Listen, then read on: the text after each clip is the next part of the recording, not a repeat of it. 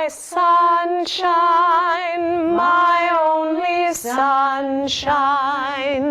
You make me happy when skies are gray. You'll never know, dear, how much I love you. Please don't take my sunshine away.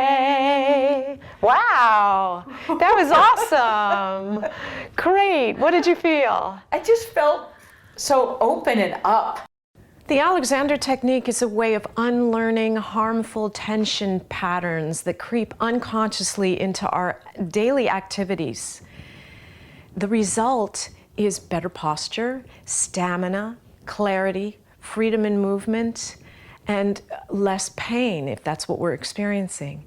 I hope to share all of these qualities with my students at PCPA. Hello, my name is Roger Delorier, and I'm the Conservatory Director at PCPA, the Pacific Conservatory Theater in Santa Maria, California. We are a 2-year vocational training program connected to a professional theater company. And in that 2 years, we teach about 60 actors over a course of 2 years, everything from Shakespeare to musical theater.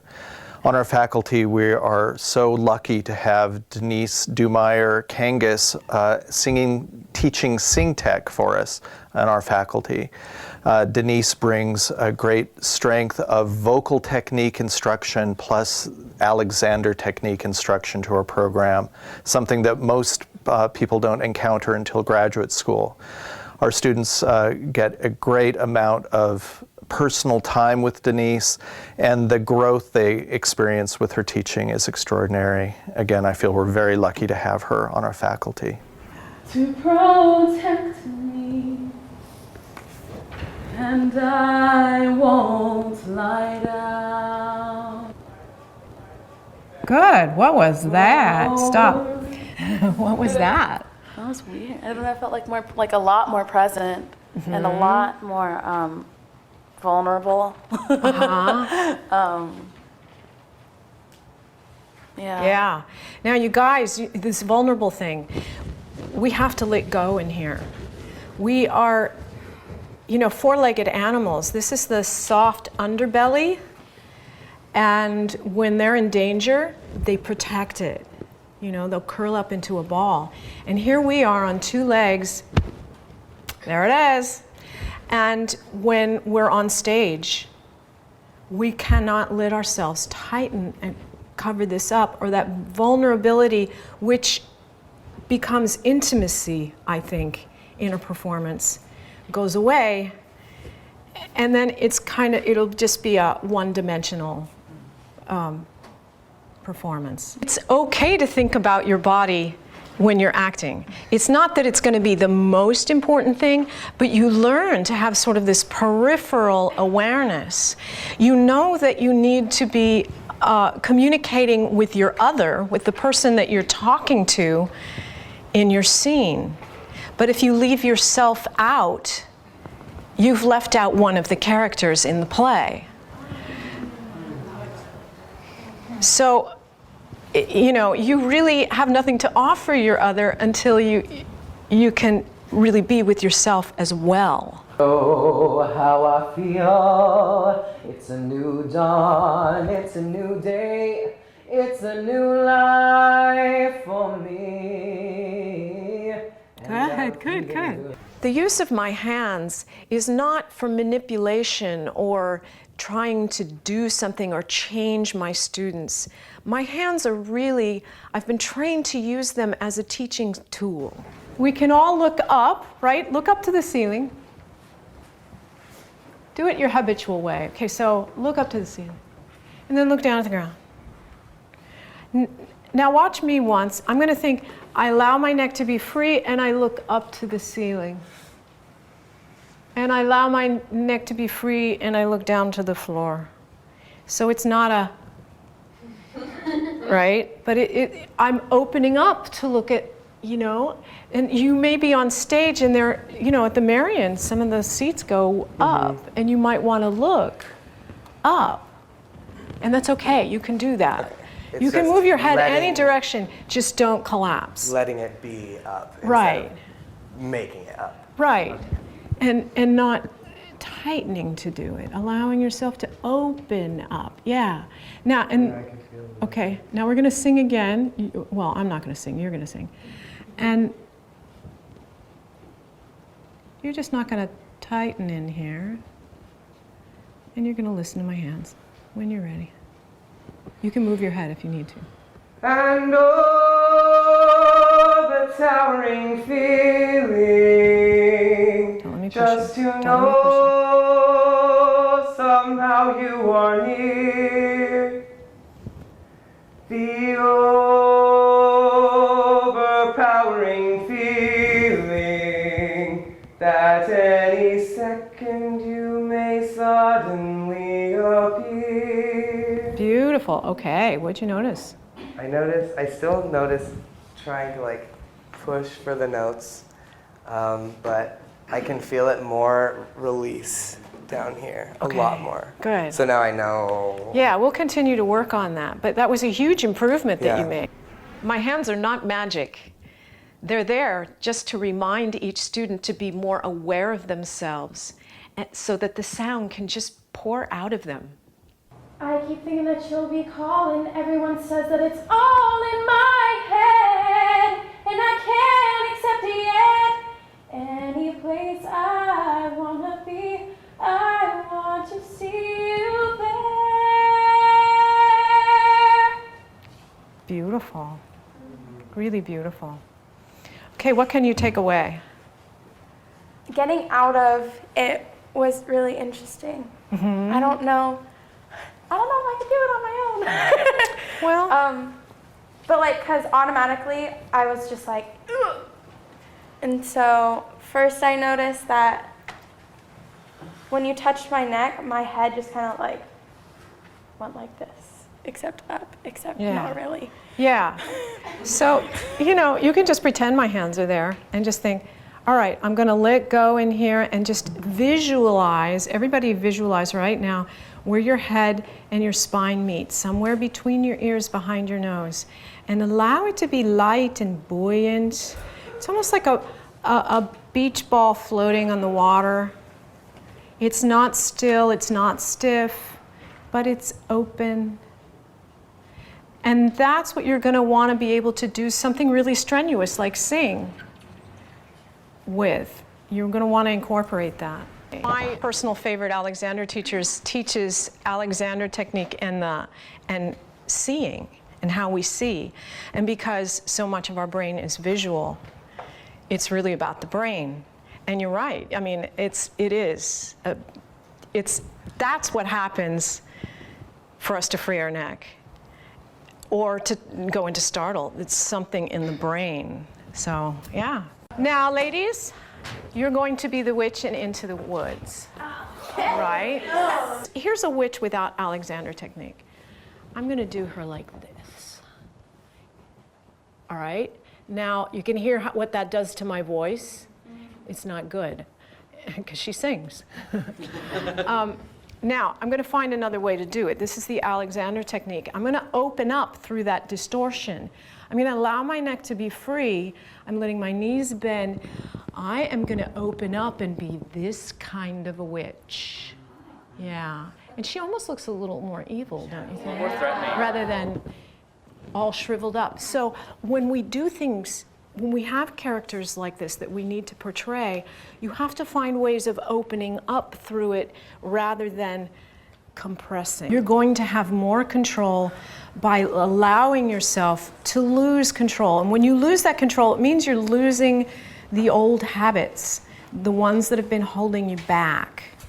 And in the beginning, it's that unreliable sensory appreciation. It just feels, it's going to feel wrong. It's almost apologetic. And then the audience feels like, oh, I want to help you, And then, but when somebody's really open, and whether or not you really are confident, doesn't matter. But you'll feel more confident when you're open. then the audience kind of relaxes and goes, okay, he's got it. So that's it. We're going for out of control. You know, out of control is going to allow you to be vulnerable. Because when we feel vulnerable in front of people, our natural reaction is to protect ourselves. And in the theater, we just don't have a place for that. That vulnerability opens you up so that the real part of you, the really juicy, interesting part of you can come out. So you're going to feel out of control to gain more control. So how little can you do with your legs and still be standing? Now think about this. When the head is releasing up off of the spine and the spine is releasing up, then that's a whole lot less weight you're going to have on your legs. And just see what they're willing to let go. Pretend that they're just dropping into the floor, and that's what keeps you up. So they go that way and the rest of you goes that way. So you're suspended. Like a suspension bridge. You're just open. What's the first step in the Alexander technique? Awareness. Aware of, oh, look, I'm starting to shrink up. And it's okay. It's okay because she's insecure, right? And she might start to do this. But if we play her like this the whole time or whatever, not that you are, but you know, we want to give her lots of dimensions. So she's wanting to break free and then she's not, and then there's conflict. So let your body have a little more buoyancy in and out of the emotional landscape. Okay. Does that make sense? Yeah. Okay. No, if I was 6 inches taller and as fat as I am now, I would be really tall and thin. I could stretch out all the fat on my legs until they were long and slender, and I would go to swanky bars and smoke menthol cigarettes, and I would wrap my new legs around bar stools and rub myself all over with my delicate hands. Good, good. And so these gestures come out of the intention or the emotions that you are wanting to communicate, and they are kinesthetic. You know, it's not wrong to think about your body when you're working. And when you're on stage with a scene partner, if you're not aware of yourself at all, you've left somebody out. You know, you can't just think about that other person. You're part of it. And your body is your instrument and how you're going to express yourself. So it's not that you're thinking only about that. And, you know, the expression is physical as well as mental. They're not separate. Somewhere between the ears, behind the nose. Light and free and open. And then your whole spine is free to follow that. All the way down to your tailbone. And you let your feet drop into the floor because that helps ground you. Now, if you want to walk, take a step or two forward towards,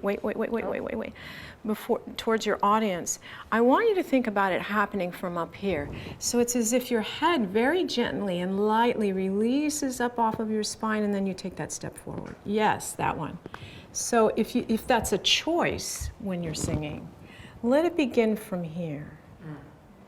It's kind of like, you know, the bunny rabbit is out eating grandma's lettuce. And grandma opens the door and the bunny rabbit sits up and listens. That's that alert feeling. It's alive, it's open, but the bunny rabbit doesn't really tighten its neck unless it's about to get eaten. As your flower boat sailed away, gently your eyes looked back on mine. Clearly you heard me say, you are the girl I will love someday.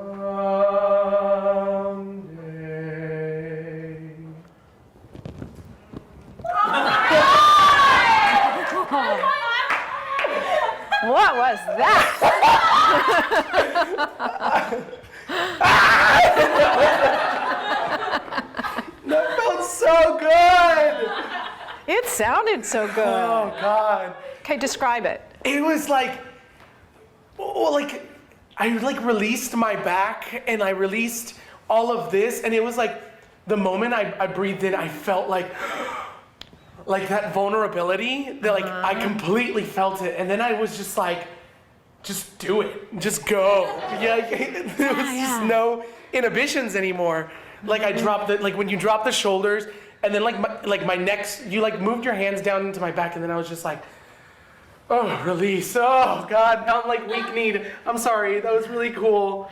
So when you feel that vulnerability, you know, our natural reaction is to protect ourselves. Yeah. But you can't do it. You have to inhibit that urge to protect, because that's what people will pay a lot of money for. Yeah. That's why the audience is there. They want to see you be totally vulnerable because they don't have the nerve. The Alexander technique is not just for singers and actors. It's also very beneficial for people with chronic back pain, repetitive stress injuries, arthritis, any kind of a movement issue that you might be having, pain, or for people who are just plain curious to learn more about themselves. No experience is necessary. The lessons are private, one-on-one. Instruction is customized to your personal need, and group classes may be available.